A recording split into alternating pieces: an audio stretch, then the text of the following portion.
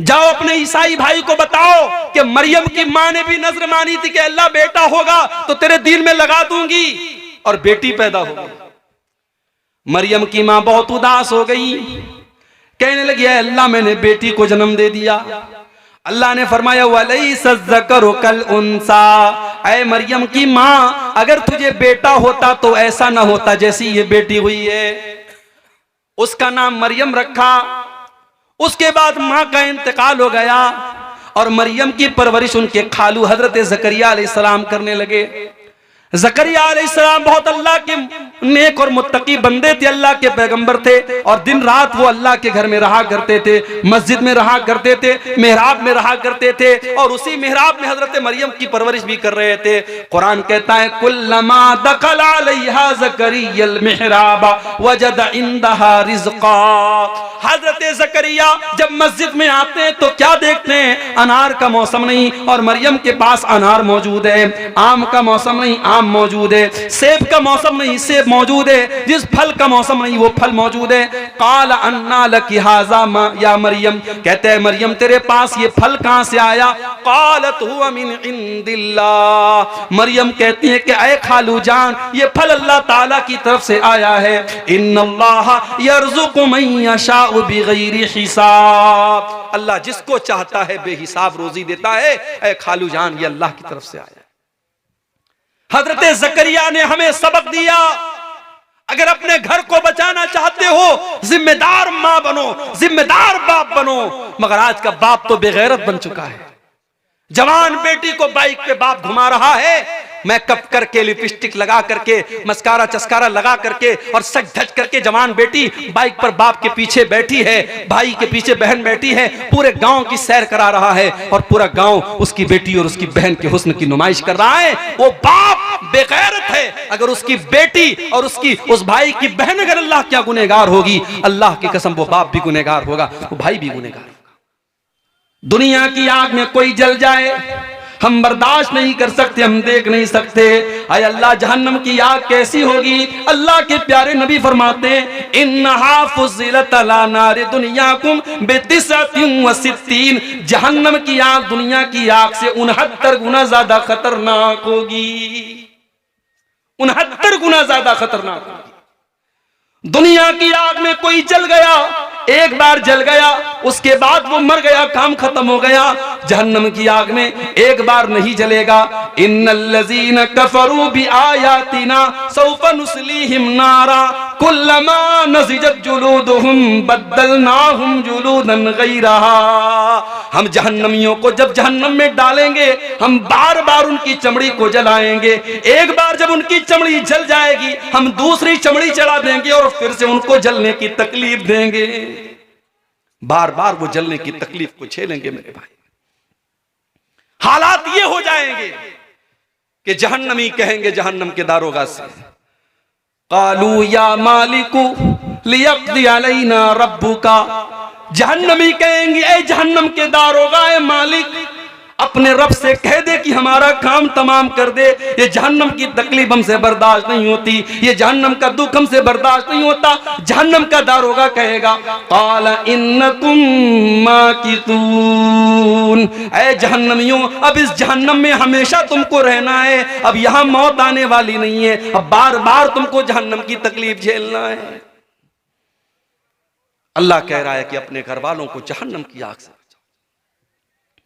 जिस बच्चे की उंगली कटना आपको गवारा नहीं है, जिस बीवी को हल्की सी आग अगर गैस के लाइटर से भी उसकी आग में अगर आग उसके हाथ में आग लग जाए तो आप बेचैन हो जाते हैं, उस बीवी और बच्चे को जहन्नम की आग से क्यों बचाने की फिक्र नहीं करते मेरे भाई। आज की मेरी तकरीर का उन्वान यही है मेरे भाई कि अपने घर वालों को हम जहन्नम की आग से कैसे बचाएं। हर इंसान की जिंदगी में उसके घर की बड़ी अहमियत होती है। अल्लाह ना करे कोई अपने घर से बेघर हो जाए। तैयारियां तो कुछ ऐसी ही चल रही हैं, एक मखसूस मजहब के लोगों को आगे चल करके बहुत बुरी तरीके से टारगेट करने की तैयारियां चल रही हैं। अल्लाह हम सब की हिफाजत फरमाए। घर से बेघर कर दिया जाए, इससे बढ़ के तकलीफ और दुख नहीं है हो सकता मेरे भाइयों।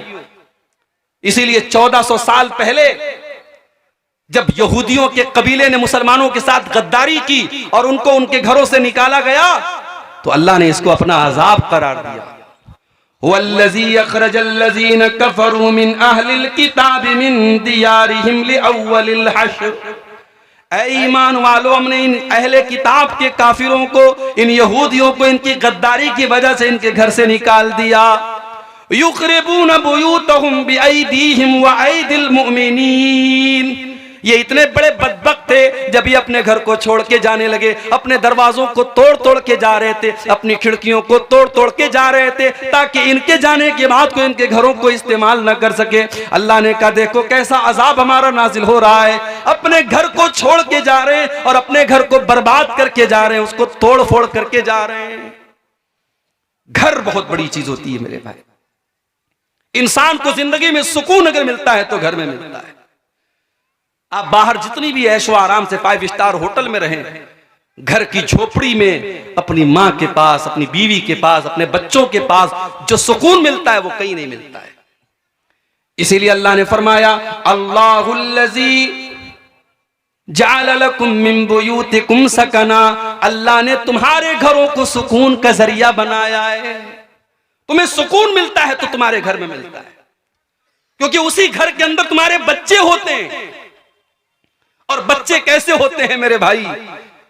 अल्लाह के प्यारे नबी मिंबर पे खुतबा दे रहे हैं, जुमा का खुतबा दे रहे हैं। आपके नवासे हजरत हसन और हुसैन सुर्ख रंग का, जिस रंग का मैं इस वक्त अभी आपके सामने ब्लेजर पहने हूं, जैकेट पहने हूं, यही सुर्ख रंग था, लाल रंग था। उसी लाल रंग का जोड़ा पहन करके अल्लाह के प्यारे नबी के ये बच्चे और नवासे मस्जिद में दाखिल होते हैं। और ये गिरते पड़ते मासूम बच्चे हैं, 4-5 साल के, ये फिसलते हुए नबी अकरम के सामने आते हैं। अल्लाह के प्यारे नबी अपने जुमा का खुतबा रोक देते हैं, अपने दोनों नवासों को अपनी गोद में उठाते हैं, अपना खुतबा रोक करके अपने बच्चों को गोद में उठाते हैं और कहते हैं ओ लोगो, अल्लाह ने कुरान में कितनी सच्ची बात कही है, इन्नमा अमवालुकुम व औलादुकुम फितना। ओ लोगो, तुम्हारा माल बहुत बड़ा फितना है और तुम्हारी औलाद बहुत बड़ा फितना है। ओ लोगो, अपने इन नवासों को देख करके मोहम्मद रसूलुल्लाह अपने ऊपर कंट्रोल न कर सके, अपना खुतबा रोक करके अपने बच्चों को दुलार करने लगे। बच्चे तो वो चीज होते हैं मेरे भाई। अल्लाह के नबी एक मर्तबा हजरत हसन को चूम रहे थे। एक देहाती बैठा था, उसने कहा अल्लाह के नबी आप बच्चों को चूम रहे हैं? आपने फरमाया क्यों? उसने कहा इन्नली अशरतम मिनल औलाद, मेरे 10 बच्चे, मैंने आज तक कभी किसी बच्चे को नहीं चूमा, किसी बच्चे को प्यार नहीं किया। अल्लाह के नबी ने फरमाया अवला अमलिकु इन नज़अल्लाहु मिन क़ल्बिका रहमा। अगर अल्लाह ने तेरे दिल से रहम निकाल दिया है तो मैं क्या कर सकता। बच्चों से प्यार करना, बच्चों को चूमना, बच्चों को गोद लेना, बच्चों को खिलाना, ये मेरे नबी की सीरत है मेरे भाई। बाज लोग क्या होते हैं, घर में बड़े खूंखार टाइप के होते हैं, मुस्कुरा दे तो ऐसा लगता है कि बहुत बड़ा एहसान कर दिया उन्होंने, मुस्कुरा दिया उन्होंने। एकदम खड़ूस बन करके घर में आते हैं और बड़े फख्र से कहते हैं साहब मेरे बच्चे तो मुझे देख के डर जाते हैं, मेरी बीवी मुझको देख के डर जाती है। ये कोई अच्छी बात नहीं है, आपकी बीवी आपको देख के डर जाती है। मेरे नबी की सीरत नहीं है। मेरे नबी की सीरत यह है कि बच्चे आपको देख करके खुश हो जाते थे, बीवी आपको देख करके खुश हो जाती थी। तो घर में सुकून मिलता है हमको, और घर के अंदर घरवाली है, और घरवाली का क्या कहना। अच्छा, हम ये बोलते रहते घरवाली, भाई घर तो हमारा है ना, बीवी का घर कैसे होगा। कभी कभी शौहर लोग गुस्से में बीवी से क्या बोलते हैं, ज्यादा बोलेगी तेरे घर भेज दूंगा। बीवी के मायके को उसका घर कहा जाता है, और शौहर का जो घर होता है उसको बीवी की ससुराल कहा जाता है। आज से करेक्शन कर लो, इस गलती की इस्लाह कर लो। शादी के बाद औरत जिस घर में आई है वो उसका घर है, और ये कुरान कहता है कि वो उसका घर है। और हम लोग तो बगैर दलील के बात नहीं बोलते। दलील मैं दे देता हूं कुरान से। कुरान का 22वां पारा खोलो, बिल्कुल स्टार्टिंग में आपको यह आयत मिल जाएगी, वक़र्न फ़ी बुयूतिकुन्ना, ऐ नबी की बीवियों अपने घरों के अंदर रहा करो। घर तो नबी का था, कमरा तो नबी का बनाया हुआ था, मगर कुरान में अल्लाह ने अपने नबी की बीवियों से कहा अपने घरों में रहा करो। ये नहीं कहा अपने शौहर के घर में रहा करो। पता ये चला कि घर तो बीवी का होता है। औरतें खुश हो जाएं, घर तो तुम्हारा है, ये शौहर बेचारा किराएदार है, ये 24 घंटे में आप गौर करें, बीवी 24 घंटे में कभी कोई काम से चली गई, मार्केट चली गई, कोई किसी के यहां रिश्तेदारी में चली गई, वरना 24 घंटे में 20 घंटे 22 घंटे तो बीवी घर में रहती है। शौहर कितने घंटे रहता है भाई? शौहर रात में सोता है घर में, दिन में कारोबार के लिए, बिजनेस के लिए, नौकरी के लिए बाहर रहता है, उसका तो बहुत कम टाइम घर में होता है। इसलिए घर की असल मलका तो बीवी है, इसलिए औरत को घरवाली कहा जाता है और बिल्कुल सही कहा जाता है। इसीलिए अल्लाह के नबी औरत के बारे में ये फरमाते हैं कि जब तुमको अपने घर की इस्लाह करनी है, घर को बेहतर बनाना है, तो घर वाली अच्छी लाना। मुझसे पहले शायद कोई आलिम दीन तकरीर कर रहे थे औलाद के ऊपर, औलाद की तरबियत कैसे करनी चाहिए, औलाद को कैसे सुधारना चाहिए, इस पर तकरीर कर रहे थे। मैं थोड़ी बहुत बंगला मुझे भी आती है, अल्पो अल्पो बांग्ला हमें बुझते पारी, थोड़ी थोड़ी हम भी समझते हैं, तो इससे ऐसा महसूस हुआ कि औलाद की तरबियत पर वो बोल रहे हैं। मैं आपको बताऊं कि औलाद की तरबियत का ताल्लुक, अभी औलाद दुनिया में नहीं आई है, आपका रिश्ता तलाश किया जा रहा है, औलाद की तरबियत तो यहीं से शुरू हो जाती है। जब आपकी माँ आपके लिए रिश्ता तलाश करने जाए तो बोल दो अपनी माँ से कि माँ गरीब घर की बच्ची ले आना, थोड़ी शक्लो सूरत 19 हो ले आना, बहुत ऊंचा खानदान ना हो ले आना, मगर माँ दीनदार बीवी मेरे लिए लाना, नेक बीवी मेरे लिए लाना, क्योंकि मेरे बच्चों की माँ नेक होनी चाहिए। अल्लाह के नबी फरमाते हैं तुनकाहुल मरातुल अरबईन, जब औरत का निकाह होता है तो 4 चीजें औरत के अंदर देखी जाती हैं। ले मालिहा, माल देखा जाता है। डुमरिया वाले क्या देखते हैं? बोलो भाई, हैं? अपाची देखते हैं? हाँ, अब ये सब भी चल रहा है भाई। अब तो शादी होती है, लड़कों से पूछा जाता है क्या मिला तुमको, 4 व्हीलर मिला कि 2 व्हीलर, जितना यानी लड़का जितना अच्छे पोस्ट पर है, अगर सरकारी नौकरी है तब तो क्या पूछना है, माशाल्लाह, तो रिश्ते तो चल के उसके घर आते हैं। और बेचारा अगर थोड़ा कम कमा रहा है तो कम उसको मिलेगा, लेकिन मिलेगा। बेटा पैदा होता है ना, माँ बाप खुश हो जाते, डॉलर आया है, डॉलर, इसको जब चाहे तब कैश कर सकते।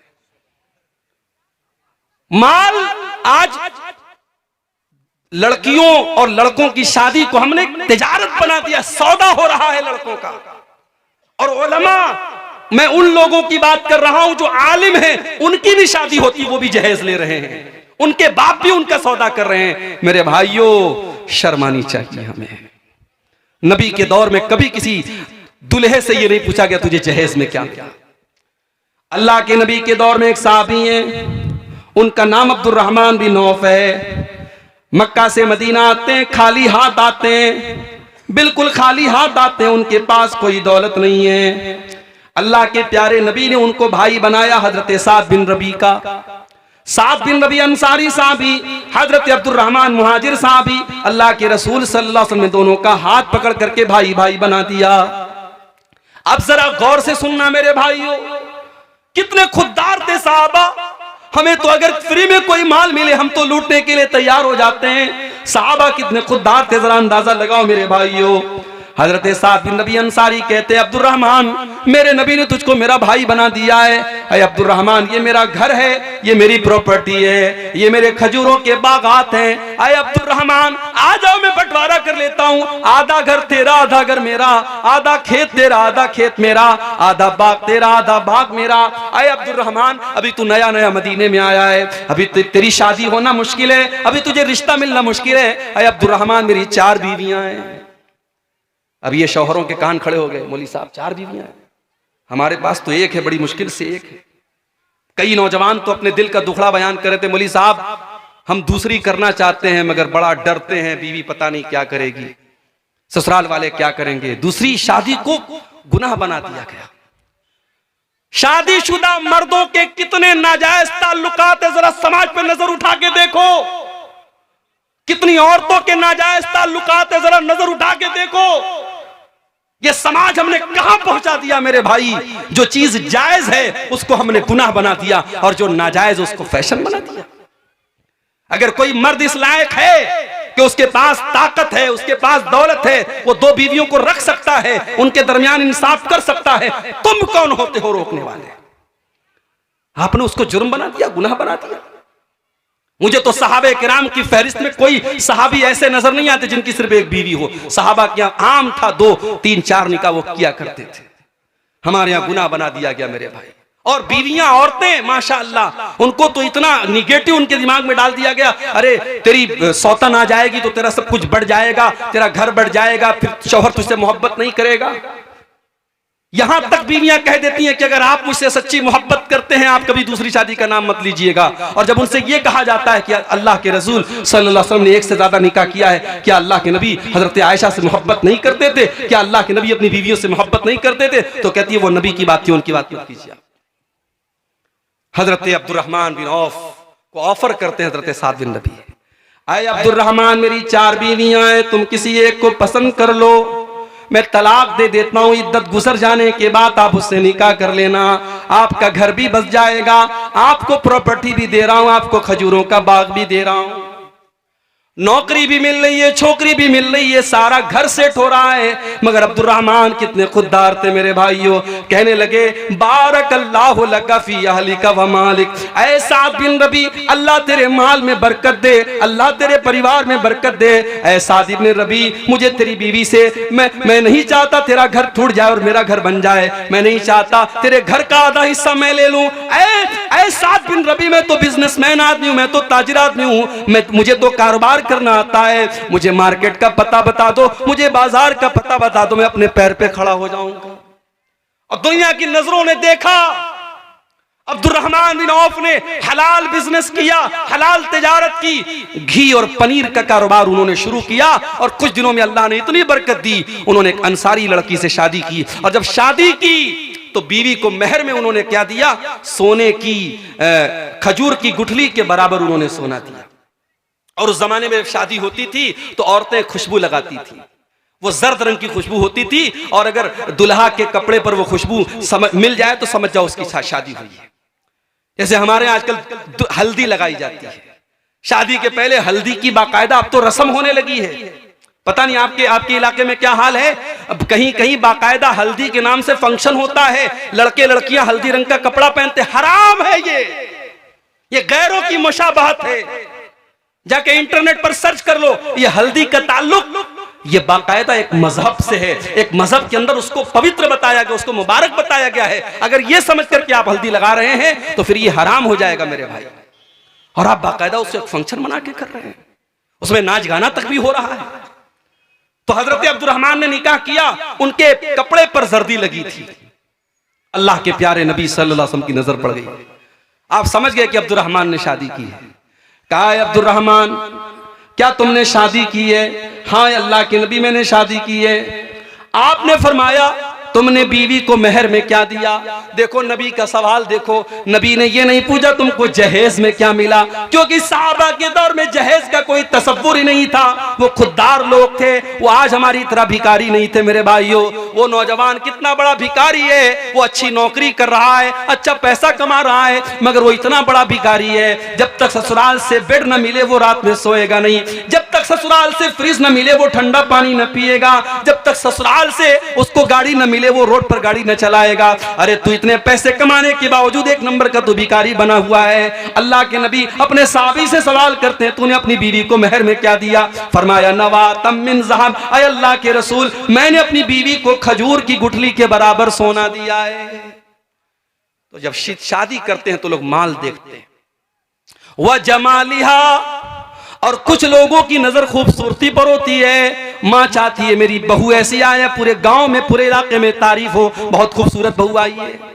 सिर्फ खूबसूरती देखी जाती है, सिर्फ रंग देखा जाता है। अगर अच्छी लड़की देख गया है, सब कुछ अच्छा है, दीनदार है, नमाजी है, पर्दा करने वाली है, लेकिन रंग थोड़ा सा दबा है, तो माँ करके कहती है रिश्ता तो बहुत अच्छा था लेकिन लड़की का रंग थोड़ा सा दबा हुआ था, लड़की की हाइट थोड़ी सी कम थी। ओ लोगों, इन छोटी छोटी चीजों को तवज्जो न दो। वो लड़की जिसकी हाइट थोड़ी कम है उसको भी अल्लाह ने बनाया है, जिसका रंग थोड़ा सा दबा हुआ है उसको भी अल्लाह ने बनाया है। अगर वो दीनदार है, पढ़ी लिखी है, खूबसूरत है, अगर वो लड़की अच्छे खानदान की है, उसकी दीनदारी को देख करके उससे निकाह कर लो। उस छोटी सी बुनियाद पर उसके रिश्ते को रिजेक्ट मत करो। अल्लाह के नबी कहते कुछ लोग खूबसूरती देखते और कुछ लोग वले हसबीहा, उसका खानदान देखते हैं, हमारी बिरादरी से मैच करती है कि नहीं, हमारे कबीले से मैच करती है कि नहीं, जिस खानदान से हम उस खानदान से मैच करती है कि नहीं। वले दीनिहा, और कुछ लोग लड़की की दीनदारी देखा करते हैं। अल्लाह के नबी फरमाते हैं फज़फर बिज़ातिद्दीन, जब तुम लड़की देखने जाओ तो दीनदार लड़की देखो, दीनदार बीवी अपने घर में लेके आओ, तुम कामयाब हो जाओगे। घर को जहन्नम से बचाना है, बच्चों को जहन्नम से बचाना है, तो रिश्तों में मेरे भाइयों दीनदारी देखो। और जब लड़की के लिए लड़का देखने जाओ तब भी दीनदारी देखो। और मैं एक बड़ी पॉइंट की बात बता रहा हूं अपनी बहनों से, किसी बेदीन से शादी करने से बेहतर है, किसी बेदीन की एकलौती बीवी बनने से बेहतर है किसी दीनदार की एक और दूसरी बीवी बन जाए, तीसरी बन जाए। वो इंसान जिसके पास दीन नहीं है, जिसके पास अखलाक नहीं है, वो आज नहीं तो कल तुम्हें पछताने पर मजबूर कर देगा। इमाम हसन बसरी के पास एक आदमी आया, उसने कहा इमाम साहब मेरी बेटी बहुत खूबसूरत है, बहुत अच्छी है, पढ़ी लिखी है, कसूरा खुत्ताब हुआ, मेरी लड़की के लिए बहुत सारे रिश्ते आ रहे हैं, मैं अपनी बेटी की शादी किससे करूं? गौर से सुनना, इमाम हसन बसरी जवाब देते हैं कि अपनी बेटी की शादी ज़व्विजहत तक़ी, अपनी बेटी की शादी किसी मुत्तकी इंसान से कर दो, किसी ऐसे इंसान से कर दो जो मुत्तकी हो, जो परहेजगार हो, जो अल्लाह से डरने वाला हो। क्योंकि ऐसा इंसान जब तुम्हारी बेटी से शादी करेगा, इन अहब्बहा अकरमहा, अगर तुम्हारी बेटी से मोहब्बत करेगा तो इज्जत देगा, व इन करिहा, और अगर किसी वजह से मियाँ बीवी में निभाव ना हो सका, अगर मियाँ बीवी में मोहब्बत ना हो सकी, तो आपकी बेटी को वो जलील नहीं करेगा। दीनदार इंसान को अपना दामाद बनाओ। इसीलिए अल्लाह के प्यारे नबी फरमाते हैं इज़ा खतब इलैकुम मिम्मन तरज़ौना दीनहु व खुल्क़हु, जब तुम्हारी बेटी के लिए ऐसा रिश्ता आए, लड़का दीनदार है, लड़का अच्छे अखलाक वाला है, फज़व्विजूहु, तो जल्दी से निकाह कर दो। ये मत देखो कि ज्यादा कमाता है कि नहीं कमाता है, हमारे बराबर के लोग हैं कि नहीं, पक्का मकान बनाए कि नहीं बनाए, सरकारी नौकरी है कि नहीं है। अगर लड़का दीनदार है, अगर लड़का अच्छे अखलाक वाला है, अपनी बेटी की शादी उस लड़के से कर दो। इल्ला तफअलू, अगर तुम ऐसा नहीं करोगे, तकुन फितनतुन फिल अर्दी व फसादुन अरीज, तो जमीन के अंदर फितना और फसाद फैल जाएगा। और फसाद आज फैल चुका है मेरे भाई। समाज के अंदर ज़िनाकारी और बदकारी इतनी तेजी से बढ़ रही है कि शायद आपको अंदाजा नहीं है। 9-9, 10-10 साल की बच्चियां, 13-14 साल के बच्चे, आज उनके भी रिलेशन से, उनके भी ताल्लुकात हैं, उनके भी मोबाइल पर, उनके भी चक्कर चल रहे हैं। समाज इस मुहाने पर और इस दहाने पर जाके खड़ा है मेरे भाई। जो बच्चियां अभी ढंग से बालिग नहीं हुई हैं, जो बच्चे अभी ढंग से जवान नहीं हुए हैं, आज इंटरनेट ने उनको भी बालिग और जवान बना दिया है। मैं बड़े साफ अल्फाज में कहता हूं, ये दौर सहाबा का नहीं है, ये दौर ताबेईन का नहीं है। इस दौर में न मर्दों की नजर झुकी है, न औरतों के जिस्म पर वो पर्दा है जो होना चाहिए। इस दौर में अपनी नौजवान नस्ल को बचाना है, निकाह टाइम से करो, और उनकी निकाह में, उनकी शादी में दीनदारी को प्रीफर करो, दीनदारी को तरजीह दो मेरे भाई। अगर घर वालों को जहन्नम की आग से बचाना है, ये पहला उसूल याद रख लो। अच्छा, हम लोग जब घर बनाते तो क्या करते हैं? सबसे पहले हम घर की बुनियाद को मजबूत करते हैं। अगर घर की बुनियाद मजबूत ना हो तो जितनी भी ऊंची बिल्डिंग बना ले, एक दिन बिल्डिंग गिर जाएगी, क्योंकि बुनियाद कमजोर है। अगर आप अपने घर को जहन्नम की आग से बचाना चाहते हैं, अपने घर की बुनियाद दीनदारी पर रखना, तकवा के ऊपर रखना। अफमन अस्सस बुनियानहु अला तक़वा मिनल्लाह व रिज़वानिन, जो अपने घर की बुनियाद अल्लाह के तकवा पर रखेगा, अल्लाह की रजा पर रखेगा, अल्लाह ने फरमाया वो ज्यादा बेहतर है। अम्मन अस्सस बुनियानहु, या वो इंसान बेहतर है जिसने अपने घर की बुनियाद एक गड्ढे के ऊपर रखी है जो जहन्नम में गिरने वाला है। तकवा के ऊपर अपने घर की बुनियाद रखो। बेईमानी करके, चोरी करके, हराम तरीके से अगर पैसा कमा करके घर बना भी लिया, आज नहीं कल वो घर आपके घर वालों के लिए जहन्नम का जरिया बनेगा, बच्चों को बर्बाद करेगा, बीवी को बर्बाद करेगा। और आज देख लीजिए घर के क्या हालात है। कहीं सास बहू का मसला चल रहा है, कहीं देवर भाभी का मसला चल रहा है, कहीं ननद और भाभी में झगड़ा चल रहा है, कहीं देवरानी जेठानी में मसला चल रहा है। आज घरों में झगड़े हैं, लड़ाई है, बरकत नहीं है, सुकून नहीं है, चैन नहीं है, क्योंकि बुनियाद गड़बड़ है, बुनियाद तकवा पर नहीं है, बुनियाद दीनदारी पर नहीं है। मेरे अगर घर वालों को जहन्नम की आग से बचाना है, घर के गार्जियन को चाहिए कि वो अपनी जिम्मेदारी को समझे। रात को 12 बजे लड़का अगर घर में आ रहा है, बाप की जिम्मेदारी है पूछे तू कहां था। रात को जो लड़का 12 बजे आएगा, सुबह 5 बजे फजर की अजान में उसकी नींद कैसे खुलेगी। जवान बेटी रात को 2 बजे व्हाट्सएप पर चैटिंग कर रही है, माँ की जिम्मेदारी है वो देखे वो किससे बातें कर रही है रात को 2 बजे। कौन सी ऐसी बात है जो रात को 2 बजे हो रही है। बाप ने 10,000 का मोबाइल दिलाया, लड़की कॉलेज में पढ़ने जाती है, उसके पास 60,000 का 70,000 का आईफोन आ जाता है। क्या माँ बाप का ये फर्ज नहीं बनता वो पूछे मैंने तो 10,000 का तुझे मोबाइल दिलाया था, ये 50,000 का आईफोन तेरे पास कहां से आया।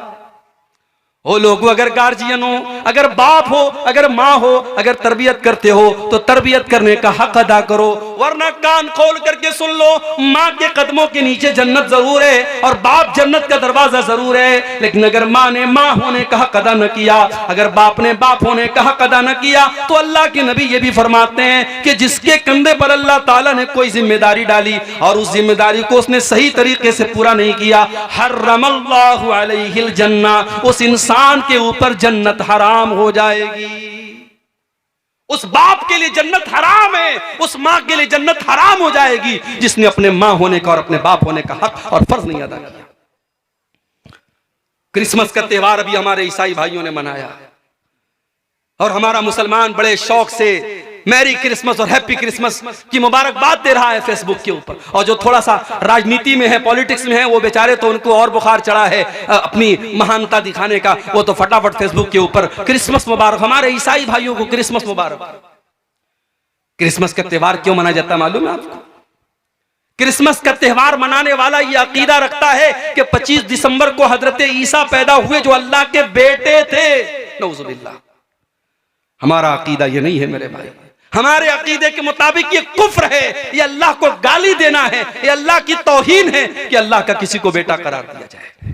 अल्लाह बड़े गुस्से में फरमाता है कुरान में, वक़ालु इत्तख़ज़र रहमानु वलदा लक़द जीतुम शैअन इद्दा तकादुस समावातु यतफ़त्तरन मिन्हु व तनशक़्क़ुल अर्दु व तख़िर्रुल जिबालु हद्दा अन दअउ लिर्रहमानि वलदा। ये लोग कहते कि रहमान ने बेटा जना है, रहमान का बेटा है। अरे तुम कितनी गंदी बात अपने मुंह से निकाल रहे हो, इतनी खतरनाक बात अपने मुंह से निकाल रहे हो कि आसमान फट जाए और जमीन फट जाए और पहाड़ गिर जाए तो ये उतनी बड़ी बात नहीं है जितनी बड़ी बात ये है कि तुम अल्लाह का बेटा किसी को करार दे रहे हो।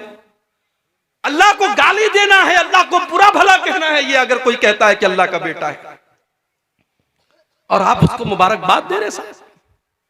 हाँ, जाओ अपने ईसाई भाई से मोहब्बत करते हो, अगर उससे तुम्हें ताल्लुक और लगाव है तो जा करके उसको कुरान से हजरत ईसा की पैदाइश का वाकया सुना देना, उसको हजरत मरियम का वाकया सुना देना। मरियम पैदा हुई, मरियम की माँ ने नजर मानी कि अल्लाह अगर तूने मुझे बेटा दिया, उस बेटे को मैं तेरी राह में लगा दूंगी, उस बेटे को मैं बैतुल मुकद्दस का खादिम बनाऊंगी। हाय हाय, आज वो माएँ दुनिया से खत्म हो गई जो अपने बच्चों को दीन के रास्ते में लगाया करती थी।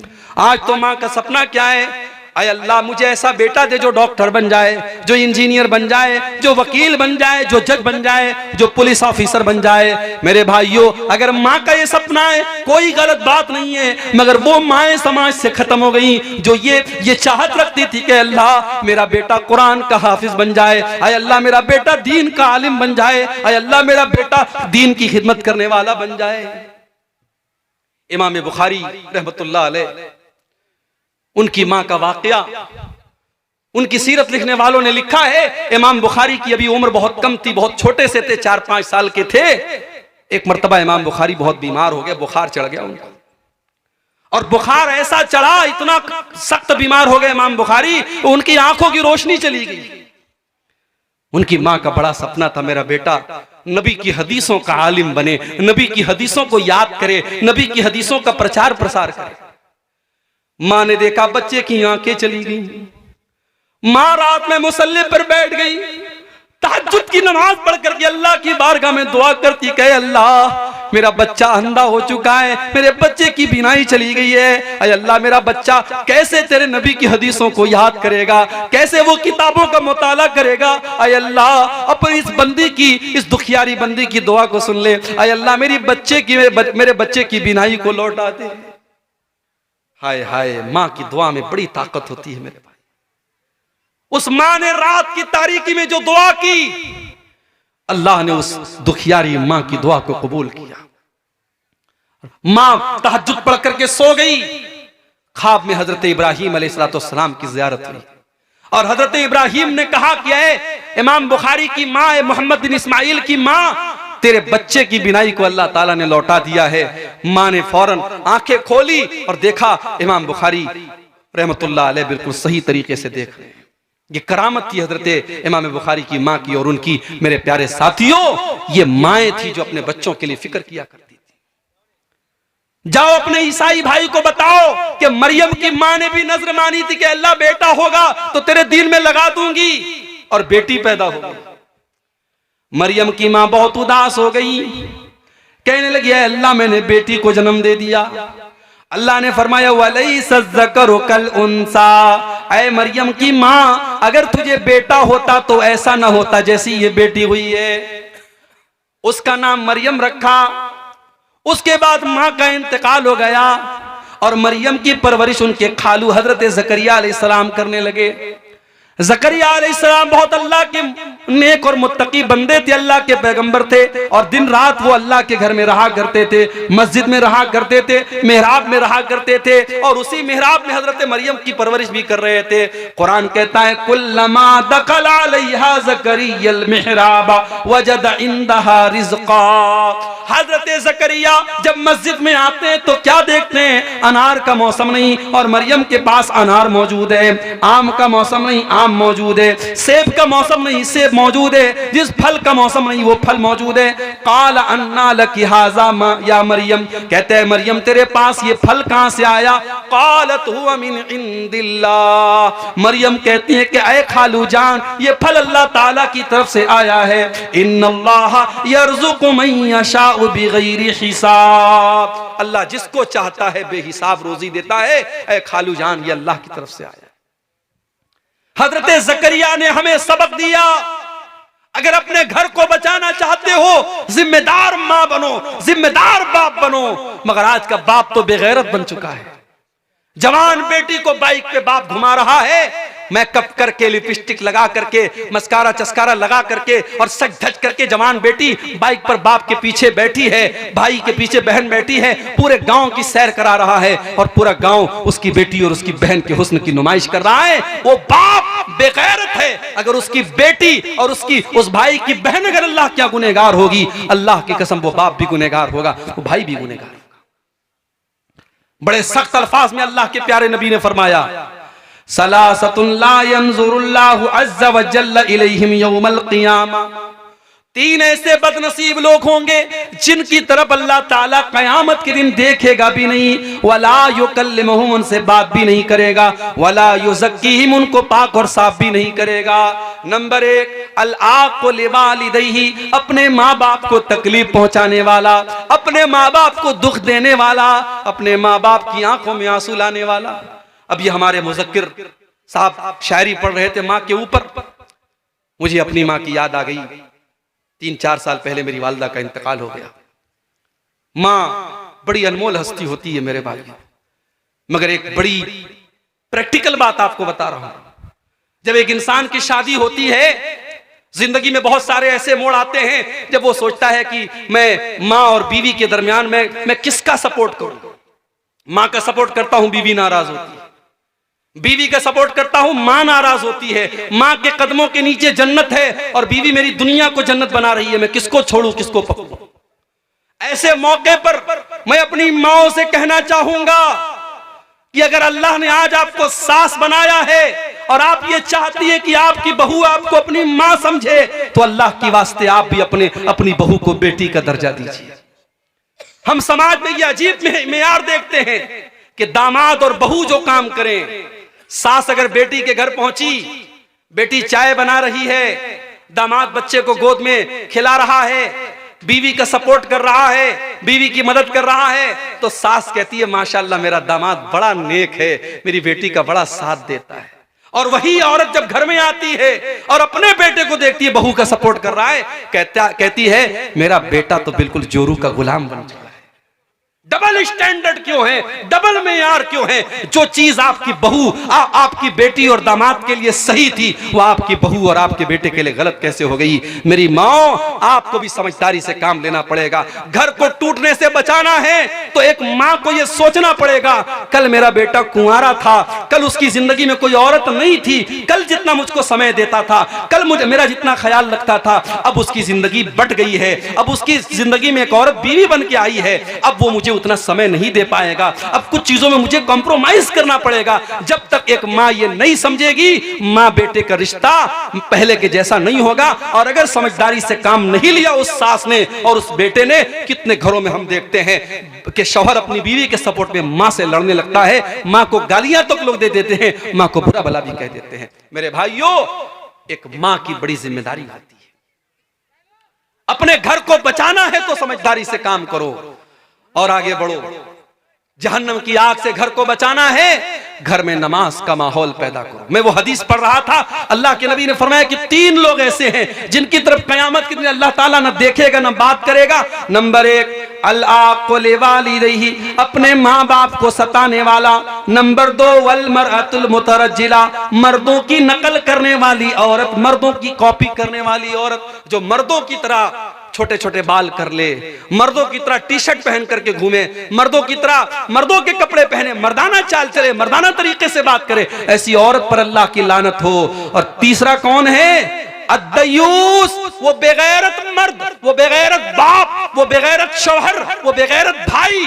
अल्लज़ी युक़िर्रु फ़ी अहलिल खुबुस, जिसके घर में बेपर्दगी हो रही है, जिसके घर में बेहयाई हो रही है और उसको कोई फर्क नहीं पड़ रहा है। इसलिए जो बाप अपनी बेटी को बेपर्दा घुमा रहा है, जो शौहर अपनी बीवी को बेपर्दा घुमा रहा है, वो अपनी जहन्नम तैयार कर रहा है, अपने आप को और अपनी फैमिली को जहन्नम की आग में लेके जा रहा है, जबकि हमारा काम अपने परिवार को जहन्नम की आग से बचाना है मेरे भाई। लेकिन यहां एक बात और समझ लीजिए, किसी घर में ऐसा भी हो रहा है, घर के बाहर बड़ा पर्दा है साहब, लड़की जब भी निकलती है सर से पैर तक नकाब में निकलती है, मां भी नकाब में, बेटी भी नकाब में, बहन भी नकाब में, लेकिन घर के अंदर का माहौल बड़ा खराब है। घर के अंदर भाभी और देवर में बड़ा हंसी मजाक चल रहा है, देवर बड़ी बेहुदा और गंदी गंदी बातें भाभी से कर रहा है, और भाभी कहती है अरे ये तो मेरा देवर है, मजाक में उड़ा देती है। ये याद रखना चाहिए मेरे भाइयों, देवर और भाभी का रिश्ता गैर महरम का रिश्ता है। हमारे इस्लाम में भाभी मां के बराबर नहीं है और देवर बेटे की बराबर नहीं है। देवर और भाभी में अगर भाई का इंतकाल हो जाए तो वो देवर अपनी भाभी से शादी कर सकता है, या भाई अगर अपनी बीवी को तलाक दे दे तो देवर भाभी की शादी हो सकती है। वो गैर महरम का रिश्ता है। इसलिए अल्लाह के नबी ने फरमाया कि गैर औरतों के पास तन्हाई में मत जाओ। तो सवाल किया गया है अल्लाह के नबी, अफराइतल हमवा, ऐ अल्लाह के रसूल, शौहर के जो करीबी रिश्तेदार हैं, जैसे देवर है अपनी भाभी के लिए या जीजा है अपनी साली के लिए, तो ऐ अल्लाह के नबी क्या देवर अपनी भाभी के पास अकेले में जा सकता है? क्या जीजा अपनी साली के पास अकेले में जा सकता है? अल्लाह के प्यारे नबी ने फरमाया अल हम व अल मौत, देवर अपनी भाभी के लिए मौत है, जीजा अपनी साली के लिए मौत है। मौत क्यों कहा? उलमा ने इसकी शरह में लिखा क्योंकि अगर देवर भाभी में नाजायज रिश्ते ने अगर जन्म ले लिया तो चूंकि भाभी शादीशुदा है और शादीशुदा औरत अगर जिना करे, इस्लाम में सजा क्या है? सजाए मौत है। तो अगर देवर भाभी के बीच में पर्दा नहीं रखा गया तो यह सजाए मौत पे जाके खत्म होगा। इसलिए अल्लाह के नबी ने देवर भाभी के रिश्ते को मौत करार दिया है। बड़ी खतरनाक बात है मेरे भाई, हमें अपने घरों का जायजा लेना चाहिए। आज बहुत सारे घरों में महरम गैर महरम का कोई फर्क नहीं है। लड़का अपने दोस्तों को घर में लेके आता है, कमरे में बिठाता है, बहन से आके कहता है मेरे दोस्त लोग आए, चाय बना दो। बहन चाय बनाती है और चाय की कप ला करके अपने भाई के दोस्तों के सामने रख रही है। भाई बहुत खुश बना हुआ है, ये मेरी बहन है तो मेरे दोस्तों की भी बहन है, माफ करना मेरे भाई, आपकी बहन आपके दोस्तों की बहन नहीं है, और ना आपके समझने से वो बहन होगी, ना दोस्तों के समझने से बहन होगी। बहन को चाहिए कि वो भाई के दोस्तों से पर्दा करे। आपको चाहिए कि अपनी बहन को अपने दोस्तों के सामने न लाएं, अपनी बीवी को अपने दोस्तों के सामने न लाएं, अपनी जवान बेटी को अपने मोहल्ले के गैर मर्दों से जिस तरीके से बचाते हो, उन रिश्तेदारों से भी बचाओ जो आपकी बेटी के लिए गैर महरम है। इस्लाम ने अगर हमको हुक्म दिया है कि जिना के करीब मत जाओ, तो इस्लाम ने उन रास्तों को भी बंद किया है जहां से जिनाकारी घर में आ सकती है।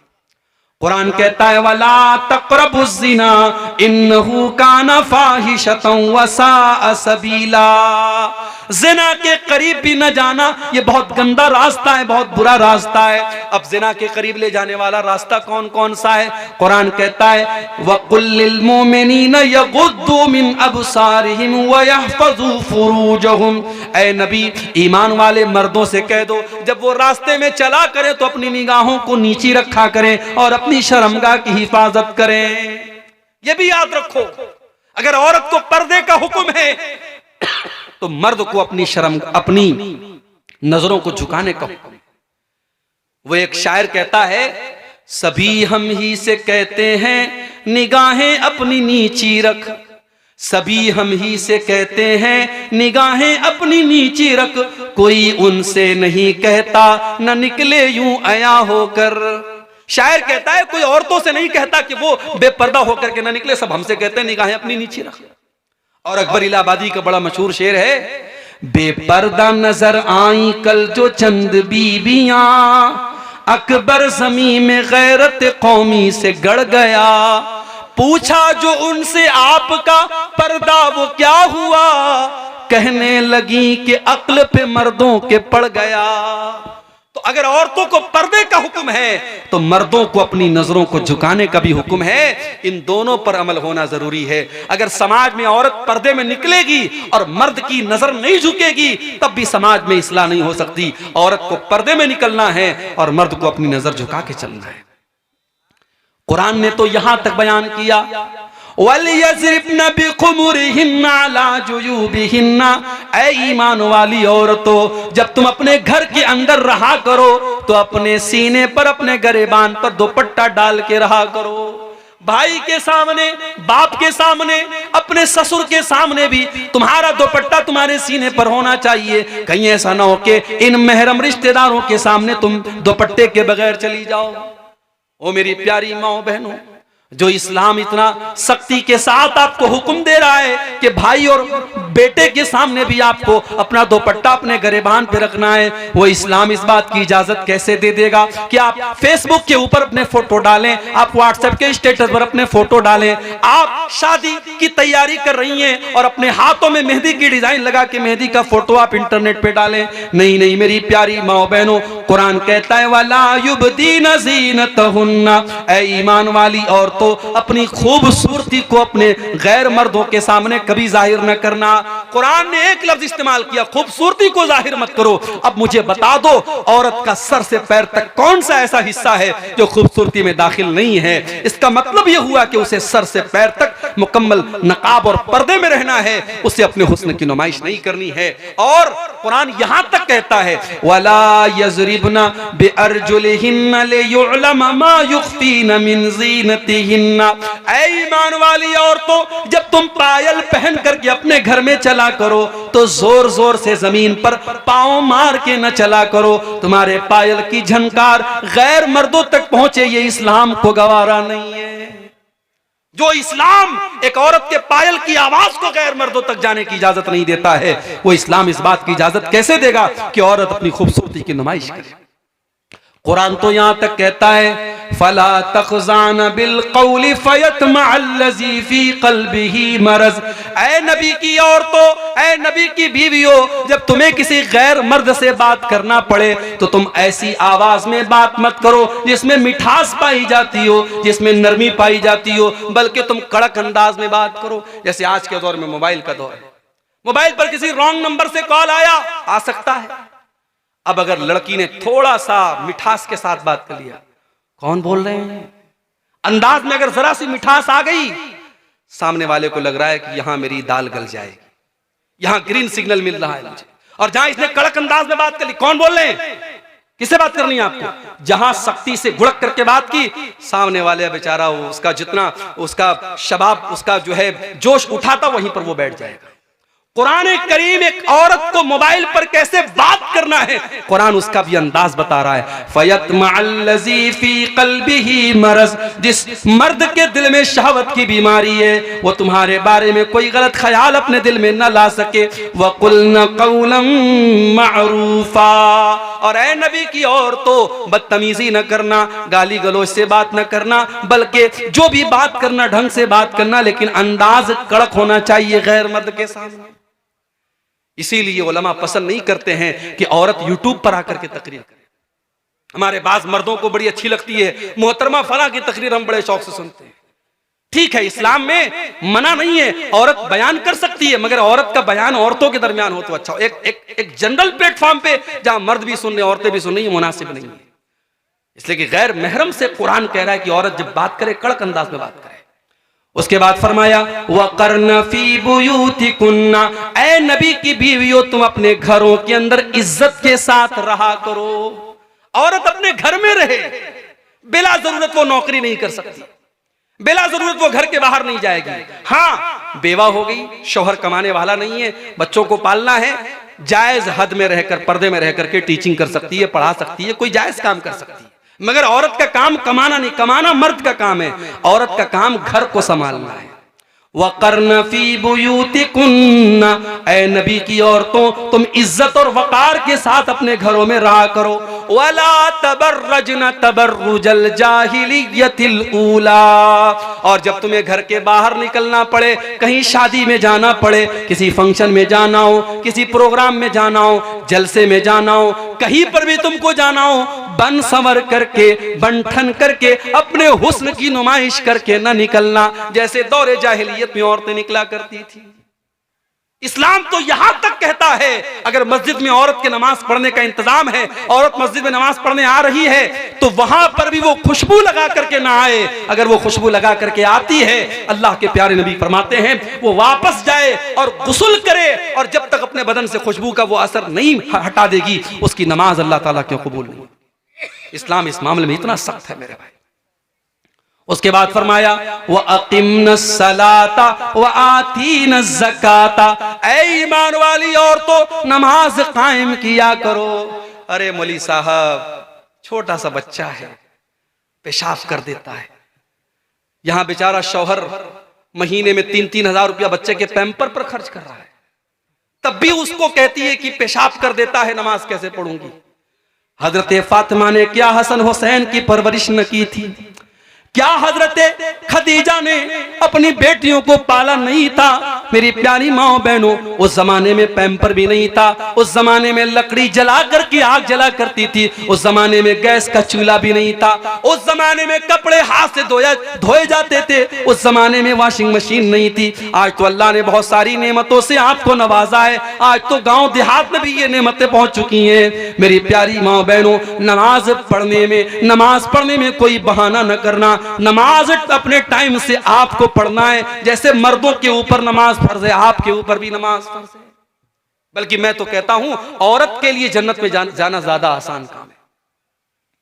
आज तक आपने वो हदीस सुनी है, औरतें जहन्नम में ज्यादा जाएंगी, औरतें बेचारी एकदम डर गई, हम लोग जहन्नम में ज्यादा जाएंगे। लेकिन औरत जन्नत में भी जा सकती है, बहुत आसान तरीका बता रहा हूं, 4 काम कर ले औरत जन्नत में चली जाएगी। अल्लाह के प्यारे नबी फरमाते हैं, अय्युमम्रातिन सल्लत खम्सहा व सामत शहरहा व अताअत ज़ौजहा व अहसनत फर्जहा, जो औरत 5 टाइम की नमाज की पाबंदी करे, रमजान का रोजा रखे, अपने शौहर की इताअत करे और अपनी इज्जत व आबरू की हिफाजत करे, दखलत मिन अय्यि अबवाबिल जन्नति शाअत, जन्नत के 8 दरवाजे उसके लिए खोल दिए जाएंगे। ऐ अल्लाह की नेक बंदी, तू जिस गेट से जन्नत में जाना चाहे जा सकती है। ओ मेरी प्यारी माओ बहनों, अगर जहन्नम में औरतें ज्यादा जाएंगी तो आप ये क्यों भूल गई कि ऐसी औरतें भी इस दुनिया में पैदा हुई हैं जिनको मरियम कहा जाता है, जिनको आसिया कहा जाता है। आसिया फिरौन की बीवी, फिरौन जैसे जालिम इंसान की बीवी। फिरौन इतना बड़ा जालिम है और अल्लाह ने उसकी बीवी को ईमान वाला बना दिया।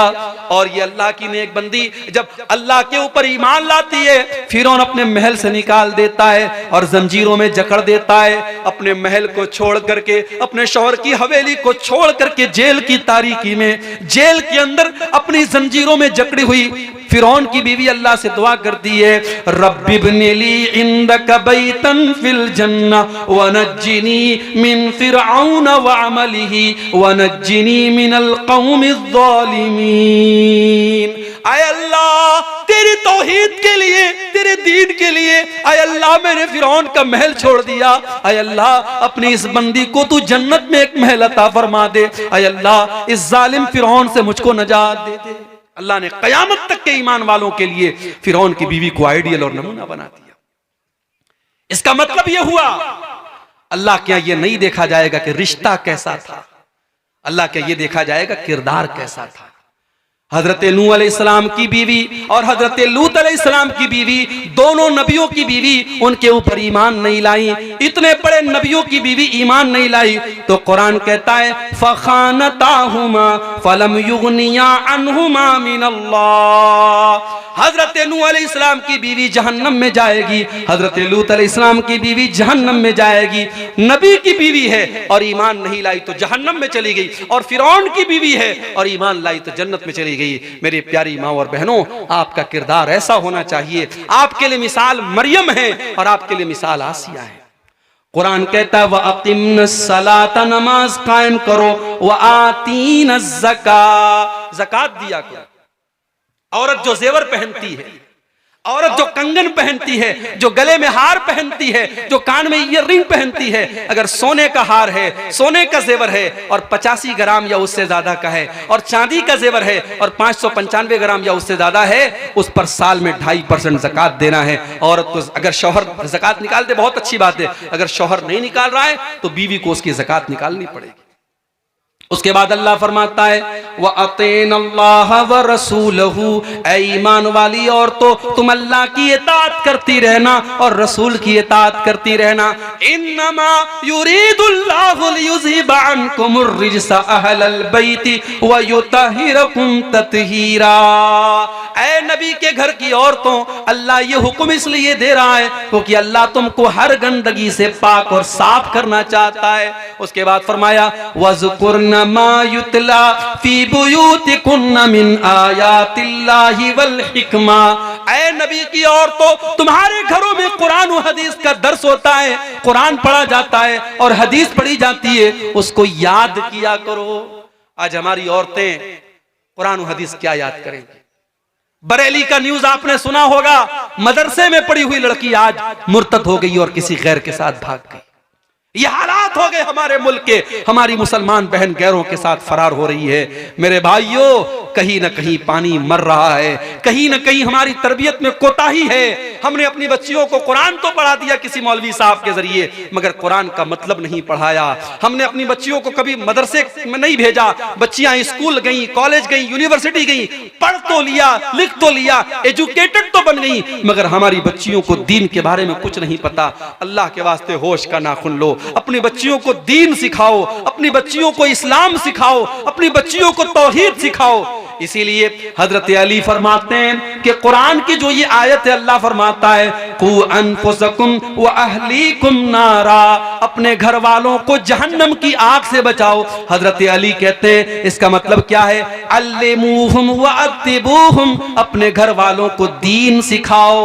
ये मदरसे जहां बच्चे बच्चियां पढ़ रहे हैं, इन मदरसों के लिए आज भीख मांगनी पड़ती है। आज हमारे बंगाली जबान में वो बेचारे नज़्में पढ़ पढ़ के और शेर पढ़ पढ़ के आपसे चंदा मांगते हैं। होना तो ये चाहिए था आप खुद आगे बढ़ के देते। जिसकी 10,000 की ताकत है वो 10,000 देता, जिसकी 1 लाख की ताकत है वो 1 लाख देता। इन मदरसों के लिए भीख न मांगनी पड़ती। मगर हाय, आज इन मदरसों को हमने इतना कमजोर बना दिया। जब तक घर घर जाके लोग भीख न मांगे ये मदरसे नहीं चल सकते। मेरे भाइयों, अपनी बच्चियों और बच्चों को इन मदरसों में दीन की तालीम दो, तभी आपकी बच्चियां बच सकती हैं। और कुरान ये भी कह रहा है मुसलमान के घर में कुरान और हदीस का दर्स होना चाहिए। इसलिए वक्तन फवक्तन, साल में आपने एक बार जलसा करा लिया, बहुत अच्छी बात है, लेकिन वक्तन फवक्तन किसी आलिम के जरिए या आलिमा के जरिए घर घर भी छोटे छोटे प्रोग्राम होने चाहिए, औरतों के मखसूस प्रोग्राम होने चाहिए। आज कितनी औरतें हैं नमाज का तरीका उनको नहीं आता, वजू का तरीका उनको नहीं आता, गुस्ल का तरीका उनको नहीं आता, पाकी नापाकी के मसले उनको नहीं आते,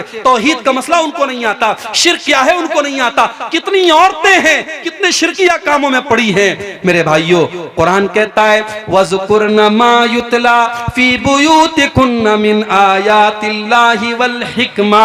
ऐ नबी की औरतों, अपने घरों में कुरान और हदीस जो पढ़ा जाता है उसको याद करो। और आखिरी दो बात बयान करके बात खत्म कर रहा हूं, क्योंकि आप सर्दी में बैठे हैं, मुझे एहसास हो रहा है। मैं इस स्टेज पर बैठा हूं, यहां लोग बैठे हैं, सर्दी कम महसूस हो रही है, आपको ज्यादा महसूस हो रही होगी। दो बातें और आपके सामने रखता हूं। घर को अगर जहन्नम की आग से बचाना है मेरे भाई, घर में मोहब्बत पैदा करो। बीवी अपना हक अदा करे, शौहर अपना हक अदा करे। आज शौहर आते हैं, मौलवी साहब ऐसी तकरीर कीजिए औरत एकदम मेरी खिदमत गुजार बन जाए। औरतें ये चाहती है ऐसी खिदमत, ऐसी तकरीर करे कि शौहर बिल्कुल उनके ताबेदार हो जाएं। बीवी चाहती है शौहर उसका हक अदा करे, शौहर चाहता बीवी उसका हक अदा करे। आओ अपने नबी के पास चलते हैं। अल्लाह के प्यारे नबी सल्लल्लाहु अलैहि वसल्लम से पूछा गया अय्युन निसाई खैर, अय अल्लाह के नबी कौन सी औरत सबसे अच्छी औरत है। बड़े गौर से सुनना मेरी माँ, रात रात भर आपने तहज्जुद पढ़ लिया होगा, हो सकता है आपने हर महीने 3-3 नफली रोजे रखे होंगे, हो सकता है आप रोजाना 5-5 पारे कुरान की तिलावत करती होंगी, मगर अल्लाह के नबी से जब पूछा गया कि कौन सी औरत सबसे अच्छी औरत है, नबी ने फरमाया 3 क्वालिटी जिसके अंदर पाई जाए, 3 चीजें जिस औरत के अंदर पाई जाए वो सबसे अच्छी औरत है। अल्लती तसुर्रुहु इज़ा नजर, जब शौहर देखे तो खुश हो जाए। या तो उल्टी बात है, शौहर घर में आता है, बाल बिखरा है, कपड़े महक रहे हैं पसीने से, तेल की बदबू आ रही है, मसाले की बदबू आ रही है। हाँ, शादी में जाना है तो 1 घंटे वो पूरा मेकअप करेगी, पूरे चेहरे पर क्रीम पोतेगी और पाउडर लगाएगी। और आजकल तो माशाल्लाह ऐसा ऐसा मेकअप चल रहा है कि अगर औरत जो है उसके मोबाइल पर अगर वो फेस लॉक लगा ले और मेकअप करके अपने मोबाइल पर फेस वो ओपन करने की कोशिश करे तो मोबाइल कहेगा मोहतरमा कौन है आप, बच्चा नहीं पहचानेगा मां को, ऐसा मेकअप हो रहा है ब्यूटी पार्लर के अंदर। तो शौहर के लिए कोई मेकअप नहीं कर रही है, जबकि तेरे मेकअप का हकदार तेरा शौहर है। जब तुझको मालूम है मेरा शौहर रात को 10 बजे आता है, 9 बजे बैठ जा मिरर के सामने, आईने के सामने, और अपने आप को इतना सजा ले, इतना सवार ले, इतना खूबसूरत बना ले कि शौहर जब बाहर की टेंशन लेके आए और बीवी का चेहरा मुस्कुराता हुआ देखे, उसके बदन की खुशबू को महसूस करे, तो शौहर की सारी थकावट दूर हो जाए। अल्लती तसुर्रुहु इज़ा नजर, जब शौहर देखे तो खुश हो जाए। दूसरी चीज वह तुतीउहु इज़ा अमर, जब शौहर कोई हुक्म दे तो माने। यहां तो होता हम क्यों माने, हम कोई उसकी नौकरानी है, नौकरानी की बात नहीं है। मियां बीवी का रिश्ता कोई मालिक और नौकरानी का रिश्ता नहीं है, मगर हाँ स्कूल में एक प्रिंसिपल होता है, एक टीचर होता है, टीचर को उसी हिसाब से पढ़ाना जैसे प्रिंसिपल कह रहा है। अगर हर टीचर प्रिंसिपल बनेगा स्कूल बंद करना पड़ेगा। घर भी एक स्कूल है और घर का प्रिंसिपल मर्द है और औरत उसके अंडर में काम करेगी। अगर शौहर की कोई बात है तो बीवी को चाहिए कि माने उसको। अल्लाह के नबी ने तो यहां तक कहा, देखिए ये हदीसें सुन करके हमें अजीब लगता है अल्लाह के नबी ने ऐसा क्यों कहा, मगर जब हम प्रैक्टिकल समाज में देखते तो हमको लगता है कि वाकई अल्लाह के प्यारे नबी ने बड़ी सच्ची बात की।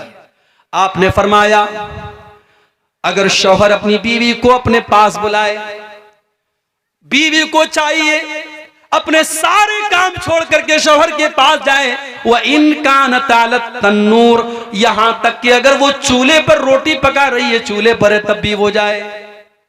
ये कौन सी बात हुई, बिल्कुल बात हुई। शौहर अपनी बीवी से 24 घंटे कभी भी उसको अपने पास बुला सकता है, और अगर बीवी के पास कोई शरई उज़्र नहीं है तो बीवी को जाना चाहिए। और अगर बीवी इनकार करती है, अल्लाह के नबी फरमाते हैं जिस बीवी का शौहर इस हाल में सो जाए कि बीवी को वो दावत दे और बुलाए और बीवी उसके पास जाने से इनकार कर दे, बिला भाई कोई मजबूरी हो, कोई बीमारी हो, कोई बात तो अलग बात है। अगर बगैर किसी उज्र के बीवी शौहर की बात मानने से इनकार कर दे, लानतहल मलाइकतु हत्ता तुस्बिहा, तो सुबह तक फरिश्ते उस औरत पर लानत करते हैं। लेकिन यहां ये बात याद रहे कि ये मामला मियां बीवी का जो मामला है ये एक तरफा नहीं है। अगर बीवी को चाहिए कि शौहर के जज्बात का ख्याल रखे, तो शौहर को भी चाहिए कि बीवी के जज्बात का ख्याल रखे। ये जोर जबरदस्ती का रिश्ता नहीं है, ये मोहब्बत का रिश्ता है, ये मानने मनवाने का रिश्ता है। और तीसरी चीज, वला तुखालिफहु फी नफ्सिहा व मालिही बिमा यकरा, बेहतरीन औरत की तीसरी निशानी कि वो औरत अपने माल, अपनी आबरू के सिलसिले में और शौहर के माल के सिलसिले में कोई ऐसा काम न करे जो शौहर को नापसंद है। शौहर की अलमारी की चाबी इसके हाथ लग गई, अब उड़ा रही है पैसा, शॉपिंग खूब कर रही है। अब शौहर ने वो पैसा किस जरूरत के तहत रखा है, शौहर को बगैर बताए उसका पैसा उड़ा रही है, गलत है ये। या शौहर ने मना कर दिया फला को घर में मत आने देना, उसको घर में आने दे रही, ये गलत है।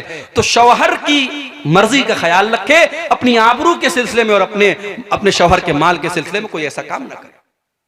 अब आ जाइए दूसरी तरफ, अल्लाह के नबी के पास एक सहाबी आते हैं, मा हक़्क़ु ज़ौजति अहदिना अलैहि, ऐ अल्लाह के नबी बीवी का हक हमारे ऊपर क्या है। आज कोई मर्द मौलवी से ये सवाल नहीं करता, सब ये चाहते हैं बीवी को मुझे मेरे साथ क्या करना चाहिए ये बताओ मौलवी साहब। लेकिन सहाबी उल्टा सवाल कर रहे हैं, मा हक़्क़ु ज़ौजति अहदिना अलैहि, ऐ अल्लाह के नबी बीवी का हक हमारे ऊपर क्या है। आपने फरमाया अन तुतइमहा इज़ा तइमता, जो तुम खाओ अपनी बीवी को खिलाओ। तुम बाहर खा रहे हो देसी मुर्गा और बीवी को घर में भात खिला रहे हो, तुम बाहर बेहतरीन चीजें खा रहे हो और बीवी को उससे महरूम करो नहीं, जो तुम खाओ बीवी को खिलाने की कोशिश करो। वह तक्सुहा इज़्ज़त तसईता, और जिस मेयार का कपड़ा तुम पहनते हो उसी स्टैंडर्ड और मेयार का कपड़ा अपनी बीवी को पहनाओ। अगर तुम महंगे कपड़े पहनते हो, तुम ब्रांडेड कपड़े पहनते हो, तो बीवी को भी अच्छा कपड़ा पहनाओ। वला तज़रिबिल वजह, और कभी बीवी के चेहरे पर हाथ न उठाना, कभी बीवी के चेहरे पर न मारना। वला तुक़ब्बे, और कभी बीवी से गाली गलौज न करना। वला तहजुर इल्ला फिल बैत, और जितना भी झगड़ा हो जाए मियाँ बीवी का झगड़ा घर के बाहर न जाए, उसको कभी घर के बाहर न निकालना। ये बीवी का हक है आपके ऊपर। और आप एक बात याद रखिए मेरे भाई, आप माशाअल्लाह बड़े चेहरे पर शरई दाढ़ी है, माथे पर सजदे का निशान है, 5 टाइम की नमाज के आप पाबंद हैं, रात में तहज्जुद भी पढ़ते हैं, मगर एक चीज अगर आपके अंदर नहीं है, आप अपनी बीवी के साथ अच्छे शौहर नहीं हैं, तो आप अच्छे नहीं हैं मेरे भाई। अल्लाह के नबी फरमाते हैं खैरुकुम खैरुकुम ले अहलिही व अना खैरुकुम ले अहली, तुम में सबसे बेहतरीन इंसान वो है जो अपने परिवार के लिए, अपने बीवी बच्चों के लिए बेहतरीन हो, और मैं अपनी बीवी बच्चों के लिए बहुत अच्छा हूं, मैं एक अच्छा शौहर भी हूं, मैं एक अच्छा बाप भी हूं। अम्मा आयशा से पूछा गया अल्लाह के प्यारे नबी जब घर में होते तो क्या करते थे। अम्मा आयशा ने फरमाया काना यामलु फी बैतिही, अल्लाह के प्यारे नबी अपने घर में जिस तरीके से और मर्द अपने घर की औरतों के कामों में हाथ बटाते हैं, अल्लाह के नबी अपनी बीवियों के कामों में हाथ बटा दिया करते थे।